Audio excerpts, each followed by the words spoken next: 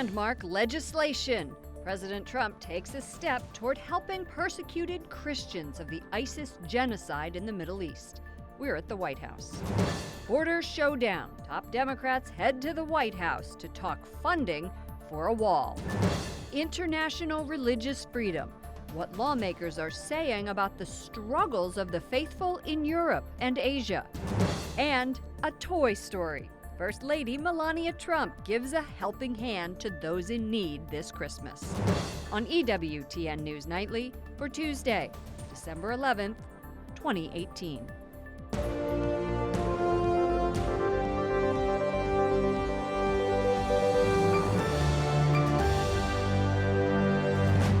Good evening from Washington, D.C. Thank you to those of you joining us from around the world for news from a Catholic perspective.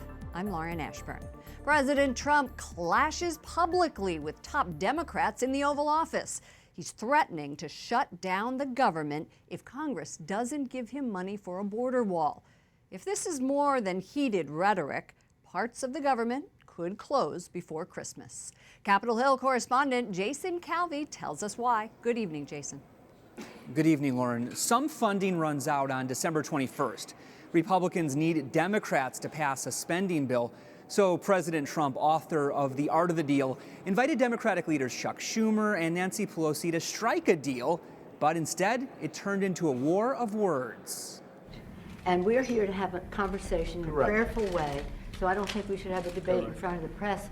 But debate they did. President Trump sparred with Democratic leaders Nancy Pelosi and Chuck Schumer. The experts say you can do border security without a wall, which is wasteful and doesn't solve the problem. It totally solves the problem. The president wants $5 billion to fund a wall on the U.S.-Mexican border. If not, I am proud to shut down the government for border security, Chuck, because the people of this country don't want criminals and people that have lots of problems and drugs pouring into our country. So Democrats are ready to let the president take the blame for a shutdown. You should not have a Trump shutdown.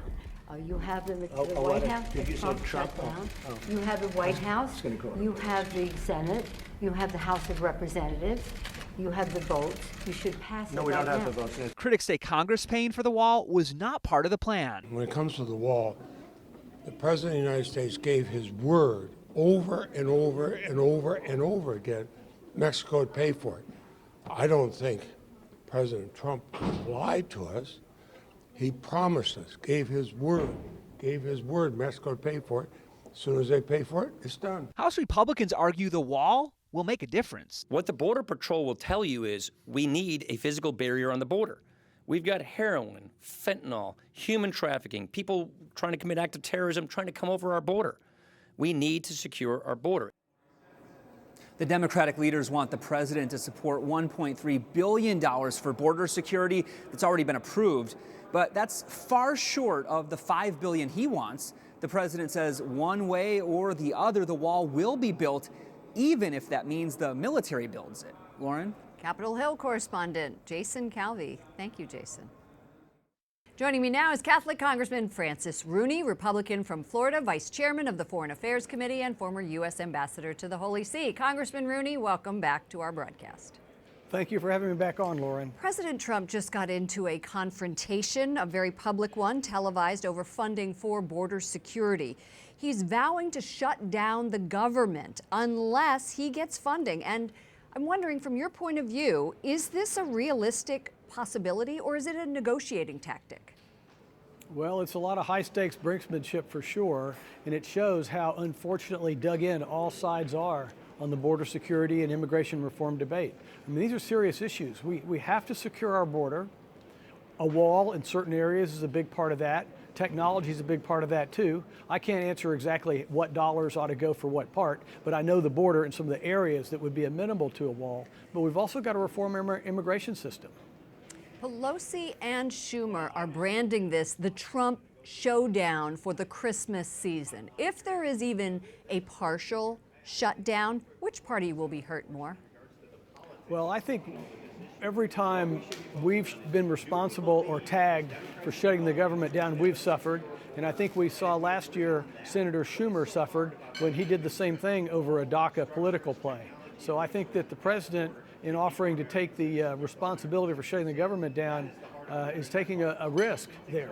Recent polling came out from NPR, PBS NewsHour, and Marist. It finds 69% of Americans, however, don't agree with you. They don't consider building a border wall between the U.S. and Mexico to be an immediate priority for Congress. Your thoughts on that? Well, I'm not saying that we need to build a complete wall. I'm saying there are areas that I know on the border where there is wall, certainly some of the urban crossings in New Mexico, Arizona, and California, where you could extend the wall out a little bit on either side. Certainly most border crossings, the preponderance of the border crossings occur in the first 40 miles or so west of the Gulf of Mexico. So certainly some fortification along that area. Laredo, Harlingen, Brownsville, et cetera might be in order. But it's a much broader issue than just the wall. It's an issue of border security and immigration. And reform of immigration. You're right. Before we go, I just have to ask you, in a look back at the last year, why has this been such a tough thing to accomplish with Republicans in control of both the House and the Senate? It has been amazingly frustrating. There have been so many deals of combining DACA, permission, work permits for more workers, border security and wall, visa and immigration reform, all these different components, E-Verify, et cetera. And there have been different cocktails of different combinations of them served up. And some lose the conservatives in the Freedom Caucus and things like that. Some lose the Democrats and the more moderate Republicans. No one's been able to come up with the secret sauce which can combine enough security-related reform aspects with taking care of the DACA kids and the people that want to come here and work to get across the goal line. And it doesn't seem like with the Democrats in control of the House, things are going to get any better.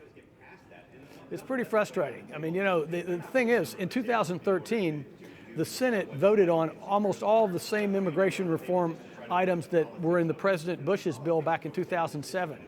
And I don't know why they just can't vote on them right now. Congressman Francis Rooney, Republican from Florida, we have to leave it there. Thank you so much for joining us. Thank you. It's a big afternoon in the White House. Christians in the Middle East will soon receive humanitarian aid from the U.S. thanks to a new law. Today, President Trump signed the bill benefiting victims of genocide in Iraq and Syria. This is an issue we have been covering extensively. White House correspondent Mark Irons reports. Good evening, Mark. Good evening, Lauren. The Trump administration has advocated for Christians persecuted by ISIS, but it's taken about 2 years for Congress to pass this bipartisan bill. President Trump says the new law will help religious groups targeted by terrorists. In recent years, ISIS has committed horrifying atrocities against religious and ethnic minorities in Syria and Iraq, including Christians, Yazidis, Shia, and other groups. And beyond various groups, they've just been devastating to a lot of people. And I have to say, we've done a very, very major job on ISIS. President Trump signed today's bill, surrounded by many Catholics, including Vatican Ambassador Callista Gingrich, Archbishop Warda of Erbil, Iraq, Carl Anderson, the Supreme Knight of the Knights of Columbus, and Sam Brownback, Ambassador at Large for International Religious Freedom. The bill's main sponsor says religious minorities depend on help from the U.S. They need real help. They need recovery help. And if it wasn't for the Knights of Columbus and some of the other charities that provided tens of millions of dollars, we would have had sick and even dead people who happen to be Christians and Yazidis. Congressman Chris Smith, a Republican from New Jersey, was at the White House today for the bill signing as well. Now he says this new law will fund faith-based groups, support criminal investigations, and hold ISIS accountable for genocide and crimes against humanity. The bipartisan bill passed unanimously in the House and Senate. Now, Congressman Smith tells me he is grateful for the president's signature here today. In years past, Smith says he tried unsuccessfully to get support from the Obama administration for religious minorities in the Middle East. Lauren? He has just been a tireless advocate for this issue. Mark, let's look forward. What will the next steps be for the Trump administration to help persecuted Christians?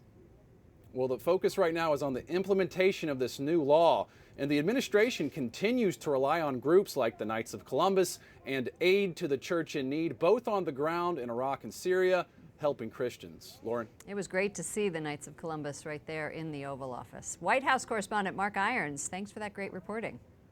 The only abortion clinic in Nashville suspends its abortion services. An official says the center is, quote, undergoing a period of quality improvement. Tennessee Right to Life says it's received an increase in calls from women asking for help, and they refer them to pro-life pregnancy centers. At least 4 people are dead after a gunman opened fire following Mass at a cathedral in Brazil. Police say 4 people were injured, and the attacker turned the gun on himself. The motive is not clear. The incident happened at the Metropolitan Cathedral in Campinas, about 60 miles north of Sao Paulo. The Trump administration adds Pakistan to its list of the world's worst violators of religious freedom. The reason? Pakistan's blasphemy laws, which target minorities like Christians. Correspondent Wyatt Goolsbee reports from his perch at the State Department. Good evening, Wyatt. Good evening, Lauren. Today's announcement by Secretary of State Mike Pompeo means Pakistan could be hit with U.S. sanctions, but there are no plans to do so yet. We're reporting on Catholics like Asia Bibi, who was trying to get out of the country after she was released from death row. But Pakistan is not the only country on the list. Every year, the State Department updates the nations continuing to carry out systematic violations on religious freedom. So here's the full list: Burma, China, Eritrea, Iran, North Korea, Pakistan, Sudan, Saudi Arabia, Tajikistan, and Turkmenistan. I asked the ambassador for religious freedom, Sam Brownback, about those last 2 countries, which you don't often hear about, and Uzbekistan, which was just taken off the list. He told me about the problems there. This is a region of the world that was under the Soviet domination for a number of years. Then these countries come out of it, and they're just used to an authoritarian regime. And we're trying to get them to open up to freedoms. Well, this is just something that they're now moving towards, and the Uzbeks are making some of the best positive statements and moves, and so we're trying to encourage them to encourage other people and countries in the region.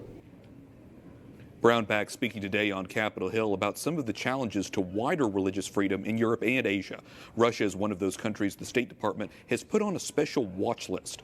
Brownback tells me the country has been cracking down on religious activity in the part of the country near Ukraine. The Russians are not happy the Ukrainian Orthodox Church chose to split from the Russian Orthodox Church. Senator Roger Wicker of Mississippi tells me it's vital the U.S. leads in promoting values like religious freedom. Without religious freedom, you really don't have freedom. I mean, you don't have freedom of thought, you don't have freedom of speech. And so we're at the very fundamental level of human rights. Ambassador Brownback today also echoing the senator's words. Brownback says the administrations have made, and especially here at the State Department, have made protecting and promoting international religious freedom a top foreign policy issue. Senator Wicker says he's optimistic, but there remains a lot of challenges ahead. Lauren? Correspondent Wyatt Goolsbee reporting from the State Department. Thank you, Wyatt. In an attempt to save her Brexit deal, Prime Minister Theresa May is reaching out to leaders in Europe to renegotiate.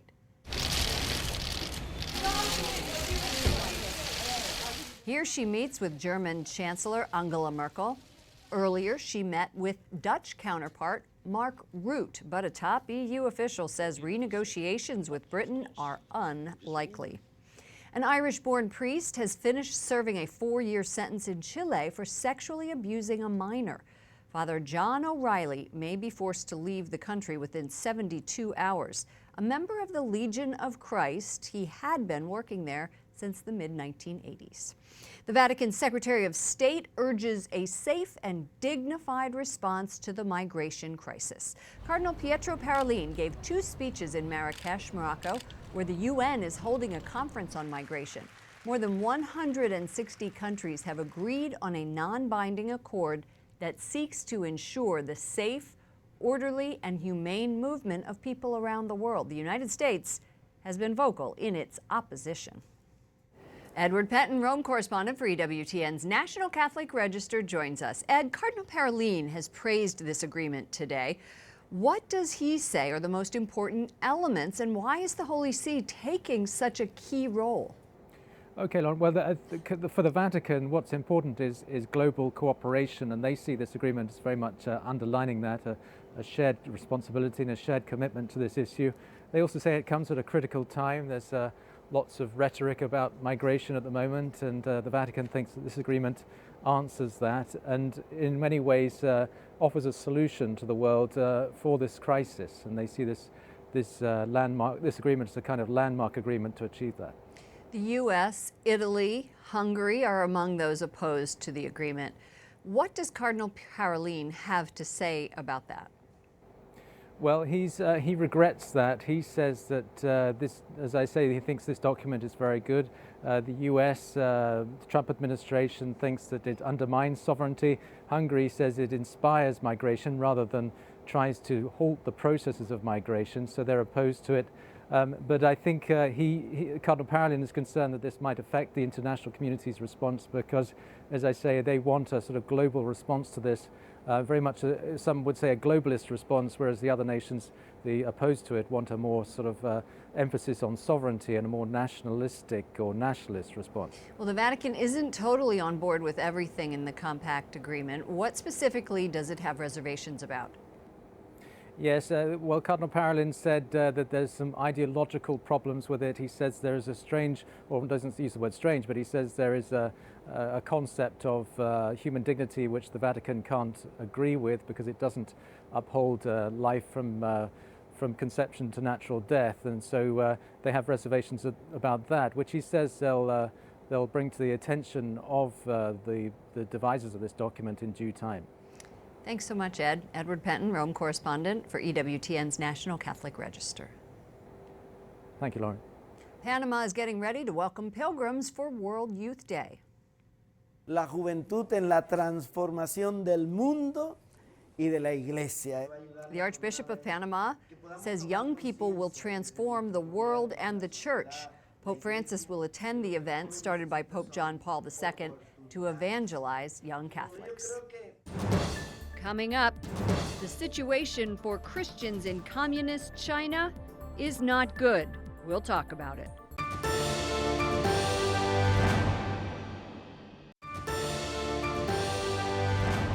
As we told you in yesterday's broadcast, U.S. groups say dozens of Christians were detained following a raid on a Protestant church in southwestern China. It's the latest example of the communist government cracking down on religion. One report says in the past few months, Beijing has taken down 2,000 crosses from houses of worship. Joining me now is Reggie Littlejohn, president of Women's Rights Without Frontier, an advocacy group fighting forced abortion and sex selection of girls in China. Reggie, welcome back to our broadcast. Thank you so much for having me, Lauren. We spend a lot of time talking about Christian persecution. You're focused on a slightly different issue, and that is gender selection and what can be done about it in China. Tell us about your program. Well, we have something called our Save a Girl campaign, and what that is that even under the new two-child policy, second daughters are very much discriminated against to the extent that they are selectively aborted. And so because people want to have a boy. So if the first kid is a girl, they want that second one to be a boy. So there is gendercide, the sex-selective abortion of baby girls. And what we have is we have a unique network of field workers on the ground inside of China that is able to actually get to the doors of these women who are being pressured by their families to selectively abort their girls. And we can encourage them and ask them and say to them, girls are as good as boys, and give them a monthly stipend for a year that empowers them to go to their husbands and their mothers-in-law and say, look, I can't abandon this baby girl. She's a lucky girl. Look, she's already bringing money into the family. That's actually a very smart idea, using the Chinese emphasis on economics to get to the life issue. You say widows, however, are the invisible victims of this one-child policy. How is your group helping them? Well, as you say, they really are the invisible victims because the one-child policy has completely destroyed the family structure that used to be so supportive of the grandparents. Now, because the family has been decimated, there's no one to support these women, and they are committing suicide. So the suicide rate of seniors in China has skyrocketed 500% over the last 20 years. Why would they commit suicide? It's very sad. It has to do with having no one to support them, having no means. Their husbands have died. A lot of them have a big medical debt in connection with their husband's illness. Some of them are ill. Some of them have ill children. No one is supporting them. And in China, because the Chinese Communist Party is atheistic, they believe that the only value of a human being is what they can produce for society. So these widows have nothing, allegedly, to give to society in terms of the economy. Right, and so then they're considered to be totally worthless, and they internalize that. And there's a growing feeling in some areas of China that actually the best thing you can do for your family if you're in that situation is to kill yourself. It's almost becoming like a noble thing to do. It's totally horrible and backwards. And so we are countering that culture by going to the doors of these women and saying to them, you are a human being, you have infinite dignity, you have infinite value, and we want to help you and support you. And so what we do is we give them a monthly stipend. Again. Right. Right. And this is like the best thing that's ever happened to them. I mean, one of the women that we just started supporting this month, she's 92 years old, and she actually had her feet bound. This is something that's kind of mind-blowing. Foot binding in China existed even into the 20th century, the early years of the 20th century. And so you're now helping her, we're going to have to wrap it up, but helping her to live with dignity. Thank you so much, Reggie Littlejohn, president of Women's Rights Without Frontiers. Thank you. Thank you very much. The Archdiocese of Los Angeles will file a criminal complaint against 2 religious sisters accused of embezzling money from a Catholic school. The nuns face charges of stealing nearly $500,000 using the money to fund gambling trips to Las Vegas and other personal expenses. A city in Kentucky is removing the statue of a newspaper editor whose anti-Catholic and anti-immigrant editorials led to a deadly riot in the 1850s. The statue of George Dennison Prentice had been in front of Louisville's public library. It will be moved to storage. Up next, Catholic bishops in the Philippines are applauding a move by the U.S. military. And First Lady Melania Trump tells us why she's helping the needy this Christmas.